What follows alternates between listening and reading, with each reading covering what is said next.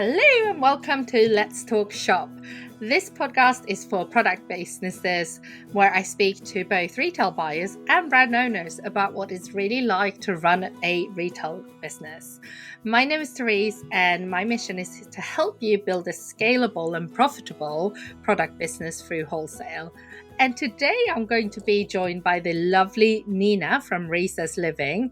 Recess Living facilitates creative workshop, supper clubs, panel talks, and workplace well-being events, as well as supporting companies in creating people-centered workspaces that nurture these conversations. I invited Nina to the podcast for a somewhat different episode, and we are about to flip roles, as Nina is actually here to interview me. I'm a little bit nervous about it, and I'm also excited. So, welcome, Nina. Thank you so much for having me. I am so excited. I don't know why I find it more excited about taking the lead of someone else's podcast than recording my own. But I've got my questions ready, and I cannot wait. Amazing.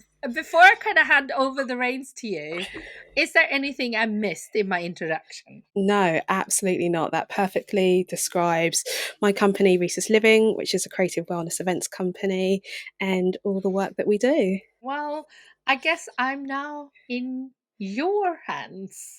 No, not at all. I love it.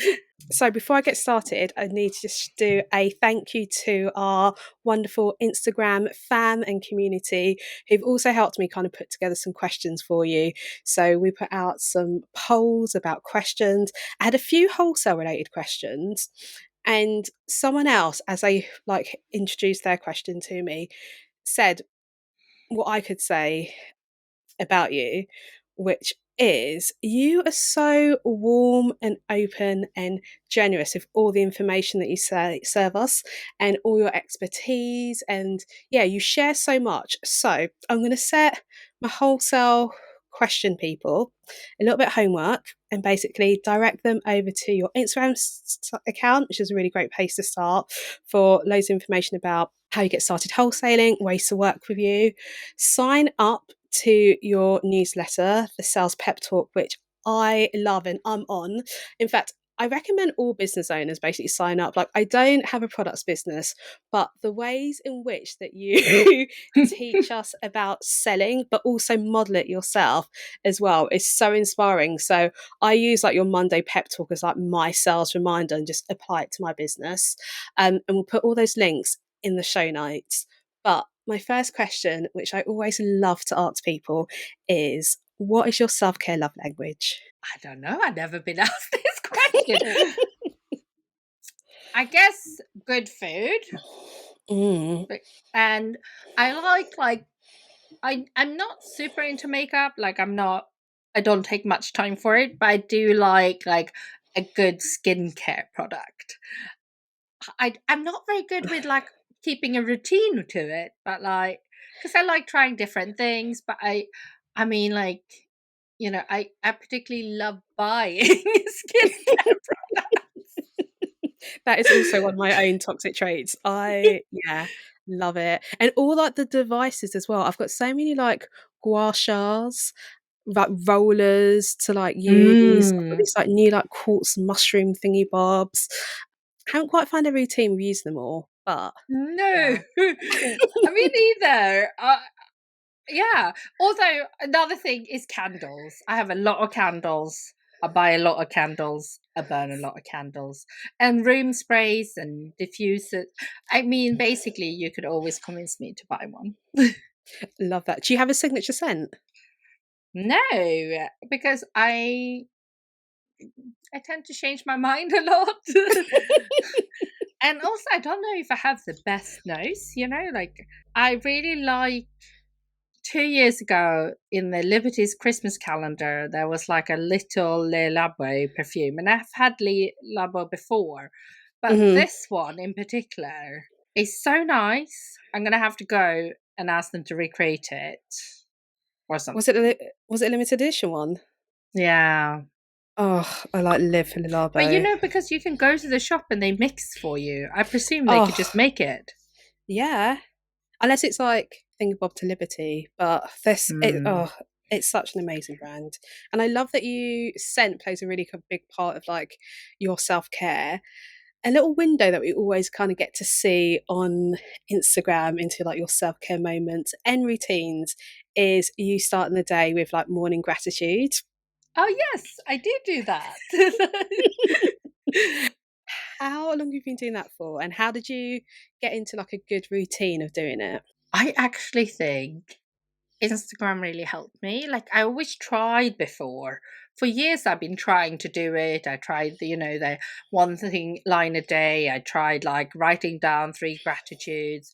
I tried lots of journals, but nothing really stuck for long. It would stick for a while and I would find it helpful and then I would get full out of the routine. You should have like one thing that you're like known for that you do every day on your social media. And Oh, that people come back to see like the next day and the next day. And I was like, I don't know if I have something I can make that commitment to apart from drinking coffee. Like, like my morning will always start, even if I have very little time, with a cup of coffee. So I thought, why don't I combine the two? Because I really wanted to get better with my daily gratitude. And I always drink coffee. So I thought I'll share my coffee cup and a daily gratitude. And that's kind of how it started. And I feel like probably done it for maybe most part of this year or longer. I love that. And what a great example of social media actually being used for good and also Yeah. like helping you habit stack and continue that practice. What I always get intrigued about with like gratitude journalists and lists, which I fall in and out of doing, on days if you're not feeling grateful, do you still do it? Yeah. I mean, like, if I'm on Instagram that day, I mean, to be fair, every now and then I forget one day, but like some days I think about it and I can't find anything. And I'm like, Therese, it's not that deep. There must be something that you're happy about. And maybe, it's nice air outside, or I had a cuddle with a dog in the morning, or the sun is Mm, shining. It doesn't have to be a big thing. Or maybe it's like I light a candle and that's like a nice little moment and I can be grateful for that. It doesn't have to be. I think once I let go of the fact that it had to be this really cool, like thought out thing, it yeah. got a lot easier. I love that. That is a great reminder for all us to like take with us because sometimes we do feel like self care does need to be like this big, like grandiose like thing where actually we get so much more benefits and joy from those like little moments that sprinkled like throughout our day. Oh, love that. Okay. So I'm gonna go on to my first section, which is about you, your career, Ooh. a little my favorite thing to talk about is also like getting behind people's businesses, which I find so inspiring and insightful. But you started your business on the back of being made redundant, didn't you? Mm. So do you think if it wasn't for that redundancy you would have left anyways, or would you still be doing what you were doing before? I had actually the year before kind of recruited myself into a different role. So I loved my job. Tell us a bit about what your job was. So I was head of sales at a publisher. So I ran 2 departments, and at an independent publisher, we had like I did the special sales, which is selling books to anyone but a bookshop, and then we had a wholesale division where I would also buy books from like 100 publishers and curate it and sell it. Make a range, sell it to other shops, and also kind of be a one-stop shop for retailers that would normally not select books. So we would go to all the meetings and then would present a curated range to ASOS or Fat Face or someone like that, so Mm, that they didn't have to have 100 meetings. They just had to have the one meeting and the one delivery and so on. So it was a pretty busy role, and I wanted to get a dog. I wanted to have a bit more flexibility. I love I this. mean, Go like, on. I would come into the office at 7 a.m. I mean, I had no work-life balance. Yeah. I would come in at 7 a.m. during the busy time of the year, and I would sometimes leave at like 11 p.m. because there was just not enough hours in the day. Mm-hmm. So I met someone at a trade show, really liked them, we got on really well. So I contacted them because I knew they wanted to eventually hire someone to do their sales. And I basically took a third off my pay and went to a small business. Oh, wow. And that gave me much more flexibility to work from home. So that was great. So I would have probably stayed there, is the long answer to a very straightforward question. So you are a introvert by name and nature. How the hell does an introvert end up working in sales? Because yeah, when you kind of think about like careers for introverts, it's not the first one that comes top of mind. No, I actually think I had thought about this quite a lot. And I also don't have, I mean, like, I have a short answer, but I also have a long answer. I'll give you an in-between answer. I was going to say, we'll take both. Now I'm in charge, we'll take both. So I'm adopted from South Korea.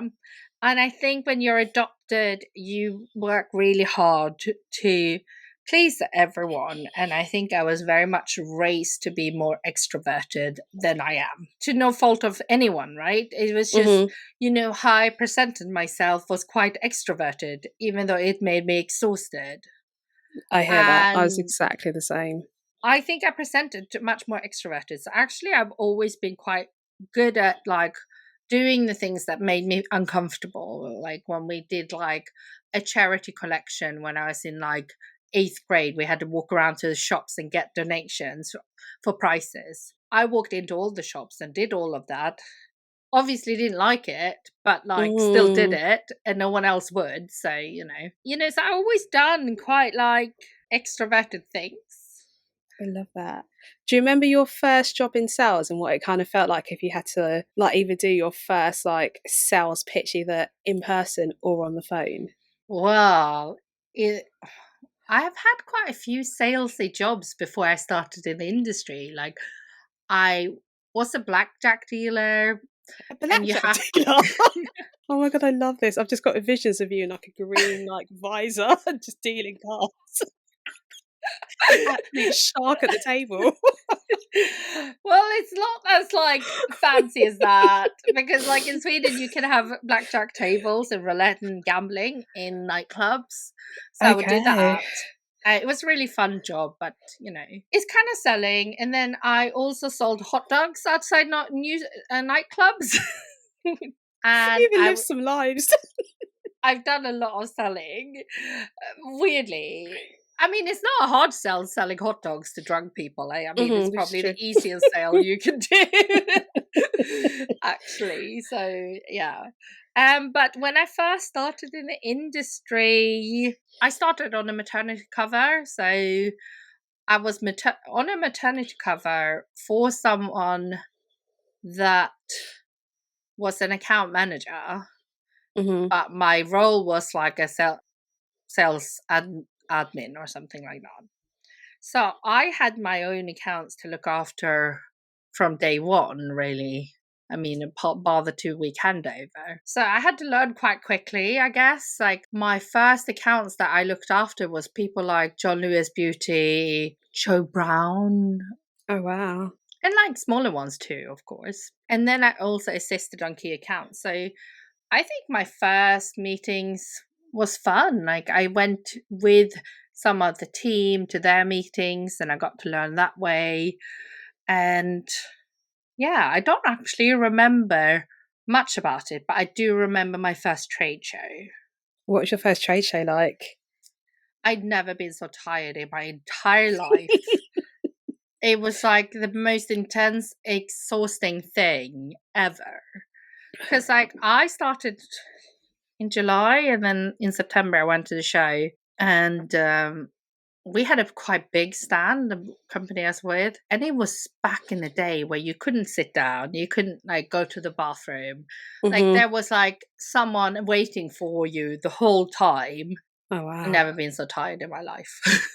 A lot of your customers now and clients work in roles in which they have to, if they choose to, obviously, go to trade shows. What would be your top tips for surviving a trade show? Comfy shoes, lots of water, I think, and like don't sit down. I mean, like I think you didn't pay thousands to sit down and rest. I know we have to have a Mm, balance. I yeah. absolutely, it's all about the balance. But when you're at a trade show, which is a limited time, Hmm. if someone is there and wanting to talk to you, like don't sit down. Like You're like, basically just up. talk to them. And if no Mhm. one is around, don't, there's still always people around if the show is open. So like just treat everyone the same and smile at everyone, even, don't get tempted to get distracted by your phone or your computer or anything like that.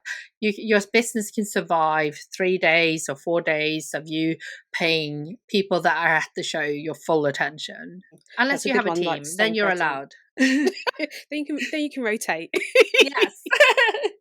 Do you have any good like opening like lines for either trade shows or like market stalls? So way back in the day, I used to have like a jewelry brand, and that's what I always used to find like difficult, because essentially like your stall's like your office for the day, and I'm very much of the mindset, if you pop into my office I'm gonna say hello. But sometimes you can gauge some people just like not in the mood for a chat, but you're still like, oh, I want to like try. Do you have any good like opening lines that you like to use? I definitely think just like eye contact and smiling goes a long way. And then Mm. I think asking a question is good. It could just be like, "Oh, do you usually come to this trade show, or do you usually come to this market?" Or, if you're a bit more salesy, it can be like, "Oh, what are you looking for today? Are you shopping for anyone in particular? Or what kind of store do you have if you're at a trade show? Or are you looking for Mm. a gift? Or are you shopping for yourself or someone else?" I think having like whatever the event is, if you're not comfortable with selling, having a few questions that you practice saying can really help you kind of get over that initial awkwardness. What do you love best about working with independent businesses? Everyone is so creative. It's like, and just nice. I like seeing business owners doing it for themselves, creating the thing that they want. I think it's really fulfilling. I think when you're in a small business, you can see, and working with small businesses, you can see results much quicker than in a big Mm. business because you don't have so much red tape. I Mhm. think it's really good for creativity with small businesses. They can be creative and think outside the box and test things easily. And yeah, I just like that it feels like a little family, like all the small Yeah, business owners. I love that. What's been some of your career highs so far? Being able to do this for almost 5 years now is amazing. Oh my god, I absolutely. being able to support myself is a bonus. And just I think just doing it is like the first one, and like, surviving doing it. I think so. I'm on the national committee for the Giftware Association, and I think that's Love. quite nice. When I Mhm. first started in the industry, the company I was with, they was quite involved because our MD was the chairman for a while, and I never really thought I would be part of an industry body like that. So it's quite nice to be asked. So I think that was pretty cool. Really cool. And it's nice to be involved in the industry that way. And I think a lot of people in our industry, if you have a product based business, they join all the memberships. And I'm all for it, get all the training and everything that you need. But I also think it's really important to be part of your trade body, whatever that is for you, because they're the ones Mm. that represent us with the government. no matter what you think of the government or politics wise, they go to the meetings with the Bank of England, they go to the meetings with whatever small business forums there are and stuff, Mhm. these Genesis meetings, I think they're called. And I think it's important to be a part of that if you want to be in the industry. And I think there is a lot of help to get through your associations if you take it. I love that. I didn't even know there were like loads of different like associations and things out there for product businesses. You spoke about support and supporting yourself through running your company, and that has been one of the greatest lessons that I have learned since going full time in recess living. And the key for me to like what deems success at the moment as being a business owner is for how long I can like regulate and keep my nervous system calm, because it is so nervous system like inducing, and no one tells you this like when they're like, oh, go start a business, it's going to be so fun, you're going to get freedom, flexibility, which you do, and I absolutely love and would not change that for the world. But my nervous system is highly activated a lot of the time. How do you like keep yourself like calm and grounded and aligned? Don't know. I feel like my work life is less pressured now than when I was in sales. Which is uh, great. which is great, but just because I would have hated someone thinking I did a bad job if I was when I was employment. So I would always try to do better and stay longer or do more work or get that extra account. So like now I have a much more chilled out approach to it, I think. Of course, sometimes we have to hustle a little bit, and I don't think that's bad, like we have to sell. I think selling is good. It's not bad if you can help someone with your whatever it is, whether you're selling products or you're selling your own time or a course or a program or a workshop, whatever it is, selling is good. Yeah, I don't know. I guess maybe just taking time and realizing that, the world doesn't stop if you take some time out. I don't know. It's a good question. I don't know. Tend to have my clients calls on Tuesday, Wednesday, Thursday. I try to take half day on Friday. It doesn't always work out that way, but I try. I go to the gym on Monday mornings. I start, by 11. So I guess just choosing when to work, and Mm. I have no good answer for you, basically. I No, just you're doing a rambled. great answer, because it is it is about allowing yourself that flexibility, and also the benefits of like working for yourself is that you can have a lot more control over your schedule. And actually, when you think about things and being like, yeah, don't get me wrong, everyone wants to hit their sales targets, and we are passionate about the work we do. We also need the work we do to help us like support ourselves, create the lives that we want for ourselves. But a big part of that support is making sure that we are resting in a way that feels good and aligned to you as an individual. And also it'll change from like season to season. So just being like, actually, right, when I go and like map out my week, I'm not just going to map out the business things that I need to do and get done. I'm also going to map out going to the gym or taking your dog for a walk, or just making Mm. sure that you keep your morning ritual of you've got your great coffee going, you've practiced your gratitude, you've lit a candle. Like those are so many key things. I think a lot of the things that we sometimes forget as business owners that we need to do, because we're so focused on, right, how many sales outreach calls have I done this week? Where are my products coming from? Have I got my materials lined up? What's the cash flow saying?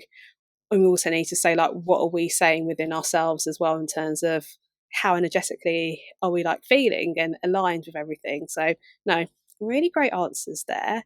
We had through, and these are like my favorite sort of questions, like lifting up the curtain and getting behind the scenes of people's businesses. And everyone's business out there is going to be different, and it's all about finding the ways that best work for you as a person with the means that you've got.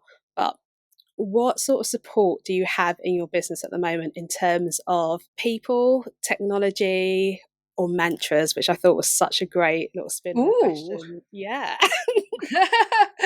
Oh, the mantra thing is I'm gonna have to think about it because I've stupidly You've got a removed my great one Post-its. behind us. We've got Build Oh Your yes. Dream. Yeah, I do have that one.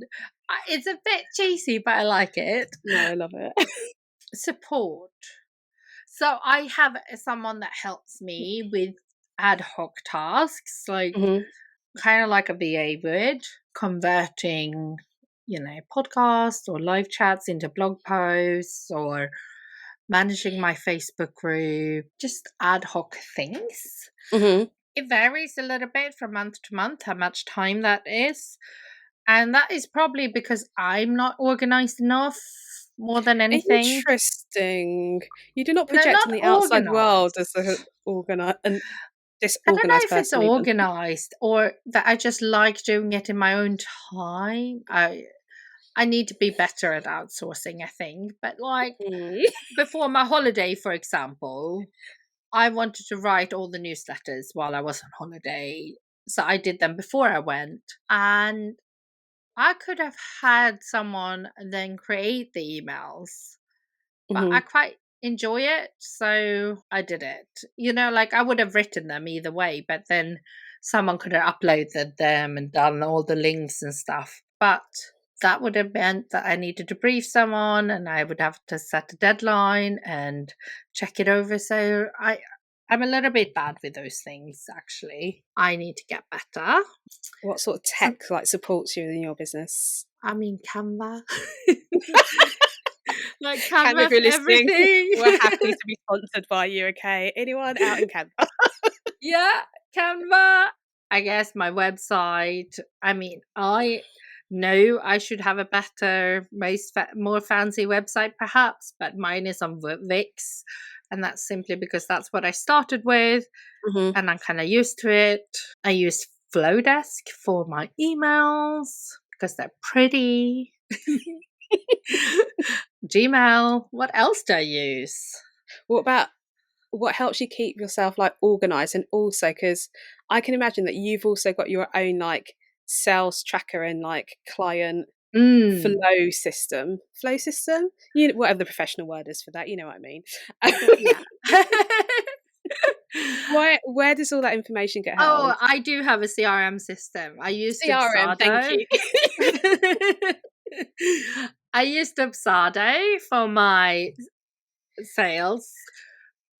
Apart from my courses that are self-paced, because then I use Thinkific because it goes, and then that kind of goes email funnel, then to Thinkific to host the courses. I used Absada for one-to-one clients and one-off calls and things like that. I also have quite old school, so I also have a whiteboard where I put all my clients and which months we have in calls, so I know that I don't have too many one-to-one clients at any one time. I like to see it visually like that. I get a lot of satisfaction from looking at my whiteboard. I updated it yesterday. I did see it had a little clean over on Instagram, but it is about, I think one of the key things that you've taught me is just taking the action. So whatever system that works best for you, whether you want to do it pen and paper, on a whiteboard, in a Notion board, in a Trello, in Wix, which you're like, oh, it might not be as fancy as XYZ, but it really works for me.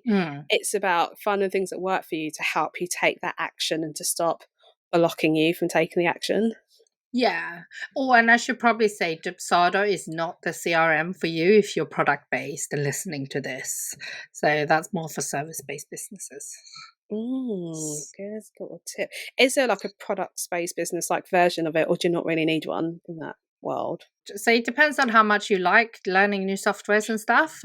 HubSpot has a pretty good free version of a CRM. You can, of course, upgrade. Some, depending on if you have a stock management system, they might have a light version of a CRM. But the way I teach it in my sales course is using a Trello board, because a lot of creatives I work with are very visual. The Trello system you can learn in an afternoon versus, HubSpot is actually it can do a lot of very, very, very clever things. So it's a lot more to learn. I hear you. Let's chat about your courses, but your courses in the lens of launching a courses, because your sales launch energy and activity is literally one of the best out there. And we had a lot of questions through about how do you sustain your energy during like a sales period? I actually make my sales periods pretty short because as an introvert, I'm the first one to say, like, it does make me tired. Like, It's interesting that I you're like, they're short, but you are like everywhere. You're doing lives, you're doing an email flow coming through, you're posting on Instagram and other social platforms as well. Like they're it's a short lot. but And then intense. yes. So Yeah. how are you keeping your energy up during that like intensity, which for someone who's maybe not in like a launch cycle, it would be your equivalent of say the Christmas season. Like we know it's a good like golden opportunity time for selling. It's quite condensed, it's pressurized, and yeah, sometimes it kind of feels like you've got a lot riding on it as well. And that's like a whole Mm. another different like energy management thing to like balance it. So yeah, how do you sustain your energy and expectations during launch seasons? So during launch season, one thing I do pretty regularly is actually, I don't know if I have it here, but I do actually journal during launch season because like Mm. I I use closely. This is an old version. I should because I only use it during launch. I have still not gotten through the 90 days. That's because I don't tend to journal so much in between. But I use this Mhm. one, which is 90 Okay. Day Manifestation Journal by Closely. So in the morning, it just like asks you like what version of yourself are you stepping into today, like how you're currently feeling and a few other things, and then you go back to it in the evening. But I tend to do Mhm. it in the morning, so I do it like morning and then I do it for the evening the day before. It's a moment to remind me that I'm not, which I tell everyone, but you also have to tell yourself, right? Like that Mhm. I am trying to attract the people that needs the help that I'm offering right there and then. It's not about convincing anyone that doesn't need it, so it doesn't have to be icky or annoying. If it's not for someone, they will simply mute me for a bit.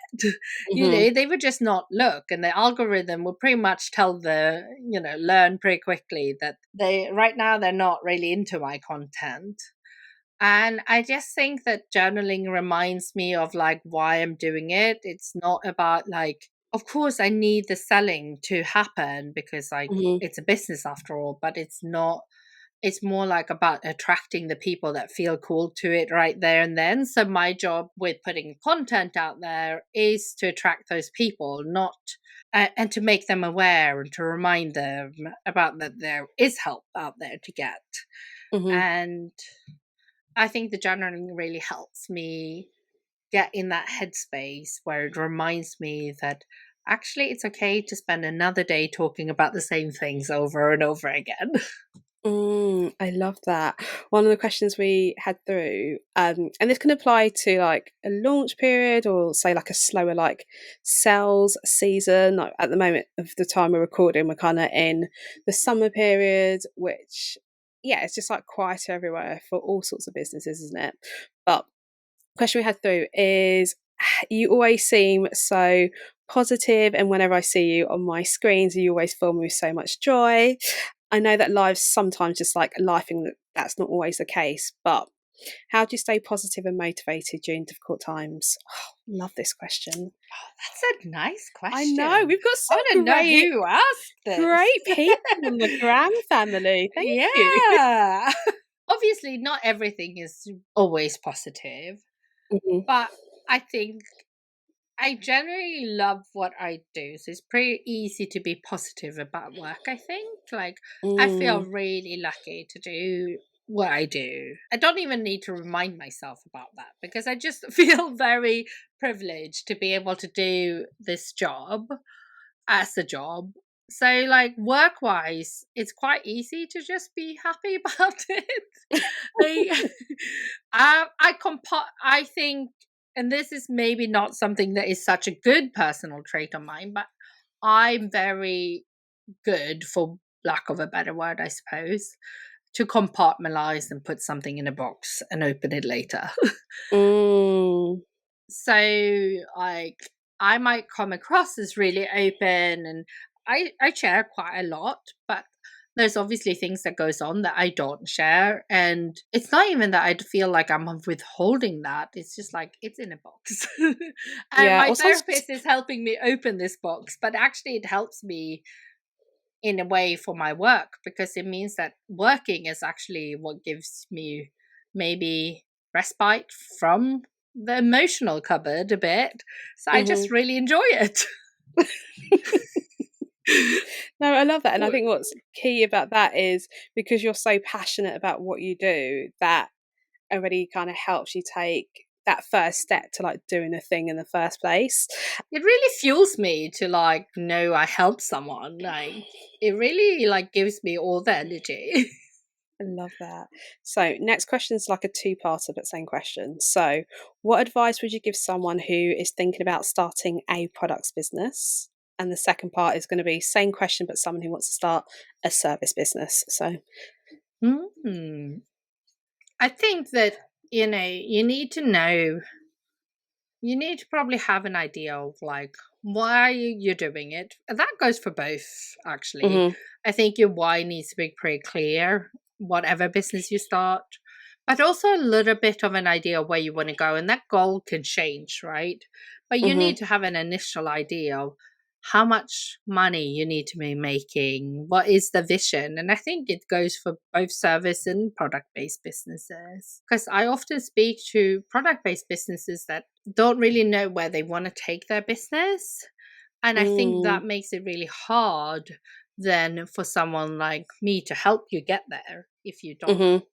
I mean, and we can talk about it and I can help you get to where, you know, an answer to that question. But really, when you run a business, you're in the driver's seat. So you need to have an idea where you're going to go. I think it's really important. Yeah, absolutely. I think it's that whole thing of knowing like the path you want to take. I can only like compare it to like driving, and yeah, it's the best way I've described like Yeah, running it a business, and is. also like what you need to like get started, or what helps you tune into like if it's right for you. So it's about being able to know that you're going on a journey, like, you know, at Mm. the end of the journey you're going to like reach like Bali, for instance, and I mean, can we drive to Bali? That would be nice. that'd be nice and long, but more for taking the Can we scenic just route. fly instead? We're going to go really sustainably to Bali. Okay, we'll go somewhere in the UK. We're going up to Anglesey. You can tell where Okay. my head's at the moment. I was like, where should I go? Bali. Okay, we'll bring it back. We're off to Anglesey from London, which is where I am. But running a business is knowing that you're going to go on a journey to Anglesey and just going on it without necessarily having all your sat nav like laid out, and just being like, I'm just going to find part of my way along that journey, and kind of being like curious and open to know that not all the path is like fully set out, or you don't know exactly where you're going to have to go on a detour, and just like ease and like calm yourself into that. Hmm. I think the road trip analogy is great. I think, yeah, because you kind of need to like, when you have a business, you want to map up some stops of some sort along the Hmm. way. I mean, otherwise it will get expensive. Say you're going on a really long road trip, right? Yeah. If you don't map up any little stops along the way, and maybe say it's high season, pre-book some hotels, it can Hmm. be very costly and also very stressful. When I was little, we used to go on these road trips through Europe, and sometimes, like, I remember there was like the Euros or the World Cup or something one year, and we were in Germany, and every hotel we stopped was fully booked. Oh wow. And both me and my brother were quite young, and I'm Mm. pretty sure it was stressful, and I'm pretty sure we ended up in a really expensive hotel. So a little bit of forward planning never goes amiss, everyone. What Yeah. is the best piece of advice, both business or life, whichever you prefer, that you've ever been given? I really, really, really like the quote, done is better than perfect. Because like Mm. I can get stuck in like trying to make it perfect sometime. So I Uh-huh. really, really like that. I really liked, that thing of like profit is sad. What is it? Turnover is vanity, profit is sanity, or something like that. Oh, I I love really that. like that. Robert Frost poem. And it's like I took the road less traveled.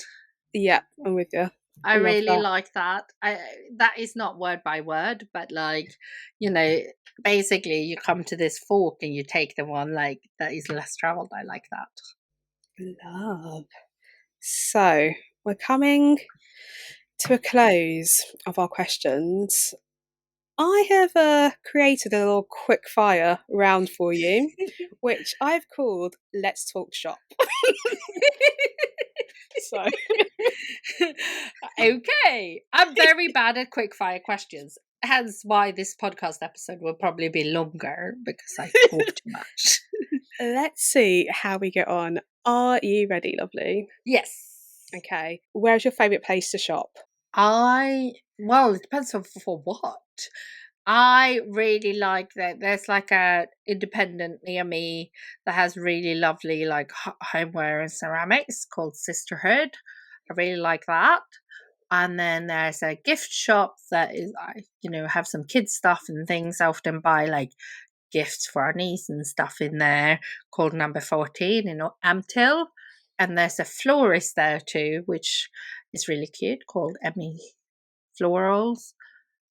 For anything stationery, I really like Pencil Me In, which I do Oh, online because they're up in Scotland and I've still not visited, but it's a lovely shop. I like Happy Dashery in Leighton Buzzard. But I like any shopping. I also love Liberties. oh, Like I do not discriminate when it comes to shopping. I hear you. Okay. If you had a product business, what would you sell? I mean, I obviously thought about it. Mm-hmm. And like the natural thing would probably be stationery because I have a lot of it and I like stationery a lot. But Okay. I don't know how concise that brand would be. So it's probably not a good idea. So, would you sell stationery because you love it? Yes. And if you were thinking about like solely just like business hat on, what's like a really lucrative business, would you deter from stationery or would you still stay stationery? I think you need to be passionate about what you sell. So I guess like it would need to be stationery or candles or something. But I do Mhm. not want to be a candle maker because you have to learn a lot about like safety and things, Yeah. right? So probably stationery. Okay, love that. Die Or hard stationery yeah. fan. Oh. Yeah. What's the last book you bought?